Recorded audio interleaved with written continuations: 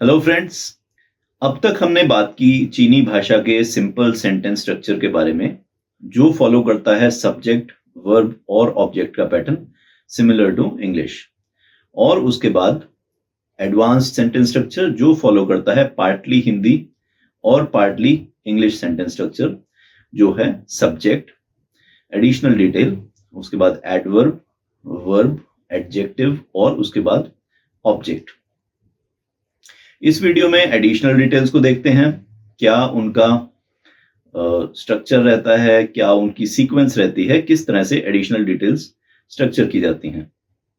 Additional details तीन तरह की हैं: additional detail of time, additional detail of location और additional detail of how something is done. सबसे पहले बात करते हैं एडिशनल डिटेल ऑफ टाइम के बारे में। टाइम का जो चीनी भाषा का स्ट्रक्चर है वो है from the bigger entity to the smaller entity. So बड़ी एंटिटी आपकी पहले आएगी और उसी तरह से डिक्रीजिंग ऑर्डर में बड़े से छोटे की तरफ जाएगी। इसका मतलब है सबसे पहले साल आएगा, उसके बाद महीना, उसके बाद हफ्ता, उसके बाद दिन और उसके बाद टाइम, मॉर्निंग या इवनिंग और उसके बाद पर्टिकुलर टाइम। जैसे अगर हमें बोलना है सुबह का 6 बजे, तो पहले हम बोलेंगे सुबह और उसके बाद 6 बजे। और अगर इसमें मंथ भी है तो पहले मंथ, उसके बाद मॉर्निंग या इवनिंग और उसके बाद टाइम। एक एग्जांपल लेते हैं। सपोज ये सेंटेंस हमें ट्रांसलेट करना है, I go to school at 7 in the morning. So I is the subject, मैं ये सब्जेक्ट है, गो यहां पर वर्ब है, स्कूल यहां पर ऑब्जेक्ट है। एट 7 इन द मॉर्निंग ये हमारा टाइम एलिमेंट है जो एडिशनल डिटेल है, इस सेंटेंस के पीछे लगा है इंग्लिश में, लेकिन चाइनीज में हम इसको सब्जेक्ट के इमीडिएटली बाद लगाएंगे। तो हमारी ट्रांसलेशन होगी I at 7 in the morning go to school. English में हमने एक आर्टिकल यूज किया है एन, चाइनीज भाषा में हम एन यूज नहीं करेंगे, सिंपली टाइम प्लेस करेंगे। सो हमारी ट्रांसलेशन बनेगी I 7 in the morning go to school. English में हमने 7 इन द मॉर्निंग लिखा है, चाइनीज में मॉर्निंग पहले आएगा और 7 बाद में आएगा। सो हमारी जो ट्रांसलेशन स्ट्रक्चर बनेगा वो बनेगा I in the morning 7 go to school. इसके बाद हमें रिलेटिव वर्ड्स प्लेस करने हैं और हमारी ट्रांसलेशन कंप्लीट हो जाएगी। सो मॉर्निंग है जाओ शंग, जाओ शंग है मॉर्निंग, 7 o'clock है शी तियन। सो हमारी ट्रांसलेशन बनी वो जाओ शंग शी तियन छु श्वे श्याओ। I go to school at 7 in the morning. इस तरह से हम टाइम एलिमेंट को प्लेस करेंगे। इसके बाद चलते हैं दूसरे कंपोनेंट पर, जो कि है लोकेशन का। दूसरा कंपोनेंट जो हमारी एडिशनल डिटेल का है वो लोकेशन का है। एक एग्जांपल देखते हैं ट्रांसलेशन का। For example, I eat rice at school. Now, I is the verb, I is the subject here. I subject है, ये करता है। Eat खाना, ये हमारा verb है, ये एक्शन पार्टिकल है, एक्शन डिनोट कर रहा है। Rice is the object और उसके बाद एडिशनल डिटेल है at school, स्कूल में, तो ये एडिशनल डिटेल ऑफ लोकेशन है।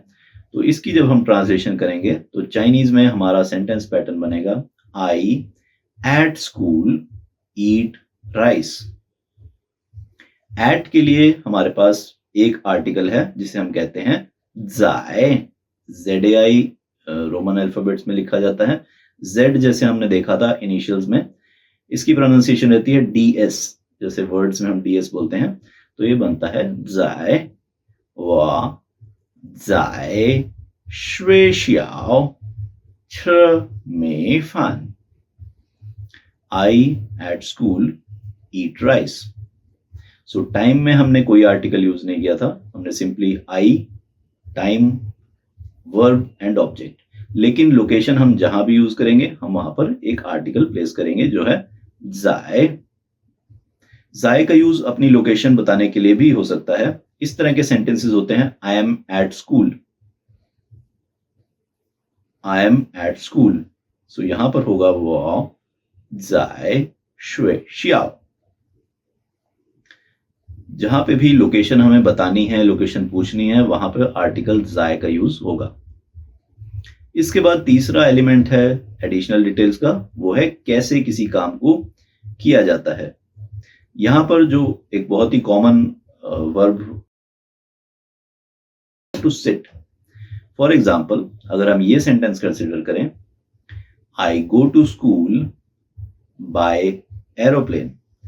यहां पर सब्जेक्ट है आई, गो यहां पर वर्ब है, स्कूल ऑब्जेक्ट है, बाय एरोप्लेन, ये जो बाय एरोप्लेन है ये हमें बता रहा है कि ये काम कैसे हो रहा है।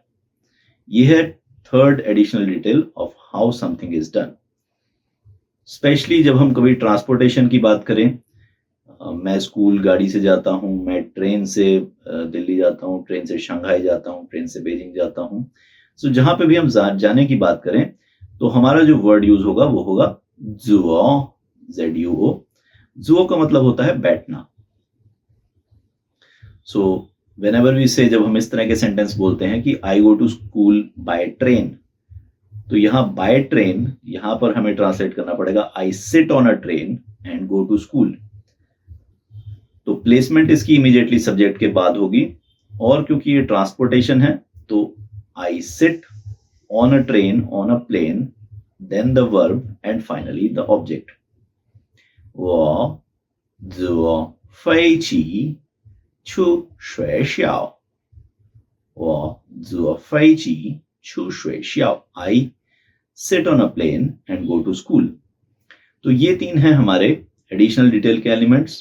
प्लेसमेंट इनकी है इमीडिएटली सब्जेक्ट के बाद और वर्ब या एडवर्ब से पहले। अगर सेंटेंस में एडवर्ब है तो एडवर्ब से पहले, अगर सेंटेंस में एडवर्ब नहीं है तो वर्ब से पहले।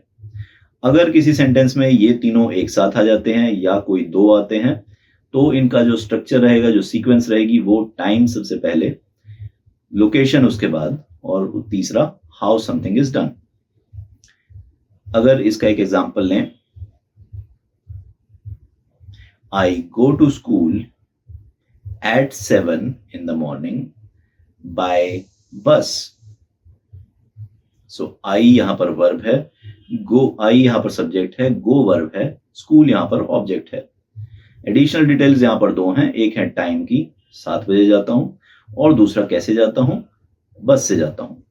So इसको जब हम ट्रांसलेट करेंगे तो ट्रांसलेशन बनेगी हमारी I at 7 in the morning by bus go to school।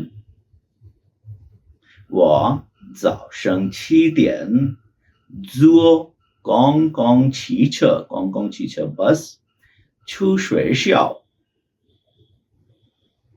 इस तरह से हम इन तरह के सेंटेंसेस को ट्रांसलेट करेंगे जिनमें हमारे पास एडिशनल डिटेल का भी कंपोनेंट है।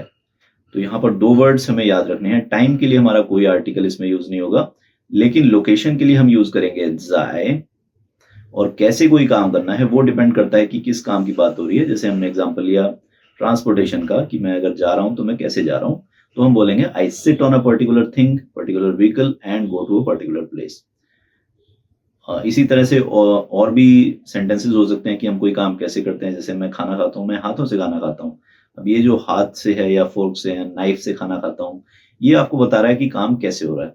सो इसके लिए अलग आर्टिकल्स भी यूज होंगे, लेकिन जो सीक्वेंस है हमारा वो यही रहेगा। अगर किसी सेंटेंस में एडिशनल डिटेल है, एक से ज्यादा एडिशनल डिटेल है, तो हमारा जो सेंटेंस ऑर्डर रहेगा वो रहेगा subject, additional detail in this order, detail of time, location and how something is done, then verb and finally adverb.